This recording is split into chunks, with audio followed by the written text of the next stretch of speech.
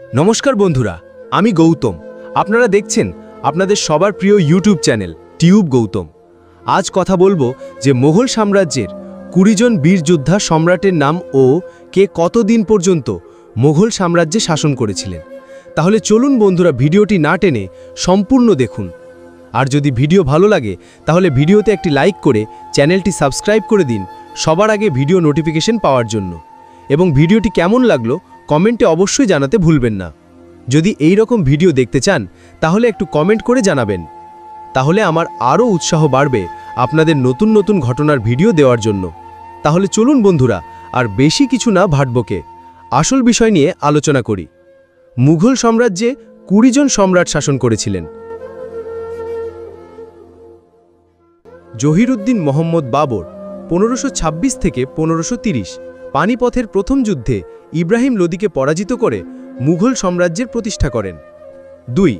নাসিরুদ্দিন মোহাম্মদ হুমায়ুন 1530 থেকে 1540 এবং 1555 থেকে 1556। তার শাসনকাল 2 ভাগে বিভক্ত। শের শাহ সুরির কাছে পরাজিত হয়ে তিনি কিছু সময়ের জন্য ভারত থেকে নির্বাসিত হন। 3. জালালউদ্দিন মোহাম্মদ আকবর 1556 থেকে 1605। তিনি মুঘল সাম্রাজ্যের সর্বশ্রেষ্ঠ সম্রাট হিসেবে পরিচিত। তার সময়ে সাম্রাজ্য ব্যাপক বিস্তার লাভ করে এবং তিনি একটি সুসংগত প্রশাসনিক ও ধর্মীয় নীতি দ্বীন-ই-ইলাহি প্রবর্তন করেন। 4. নুরুদ্দিন মোহাম্মদ জাহাঙ্গীর 1605 থেকে 1627।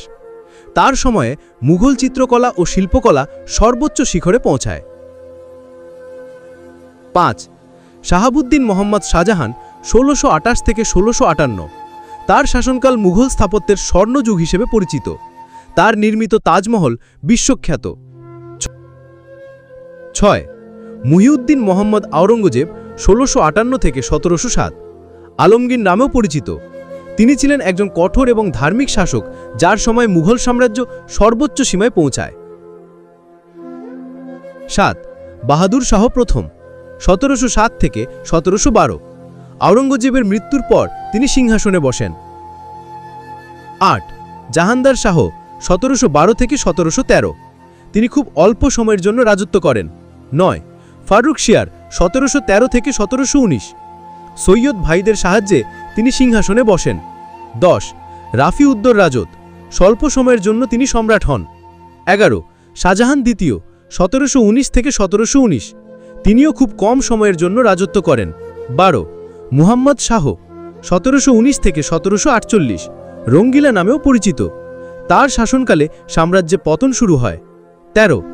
আহমদ শাহ বাহাদুর 1748 থেকে 1754। তিনি মুহাম্মদ শাহের পুত্র ছিলেন। 14. আজিজউদ্দিন আলমগীর দ্বিতীয় 1754 থেকে 1759। তার শাসনকালে ব্রিটিশ ইস্ট ইন্ডিয়া কোম্পানি ক্ষমতা বৃদ্ধি করতে থাকে। 15. শাহজাহান তৃতীয় 1759 থেকে 1759। তিনি স্বল্পকালীন সময়ের জন্য দিল্লি সিংহাসনে ছিলেন। 16. শাহ আলম দ্বিতীয় 1759 থেকে 1806। তার শাসনকালে দিল্লি ব্রিটিশদের দখলে আসে। 17.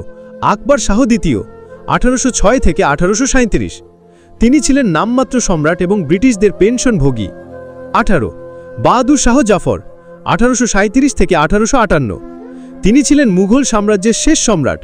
1857 সালের সিপাহী বিদ্রোহের পর ব্রিটিশরা তাকে ক্ষমতাচ্যুত করে এবং রেঙ্গুনে নির্বাসিত করে, যার মধ্য দিয়ে মুঘল শাসনের অবসান ঘটে।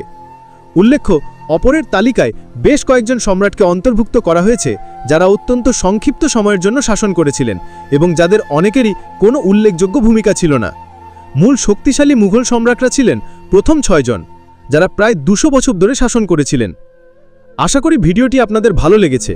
কেমন লাগলো কমেন্ট করে জানাবেন। আবার দেখা হচ্ছে আপনাদের সাথে ঐতিহাসিক কিছু ঘটনার ভিডিও নিয়ে। ভিডিও দেখার জন্য আপনাকে অসংখ্য ধন্যবাদ।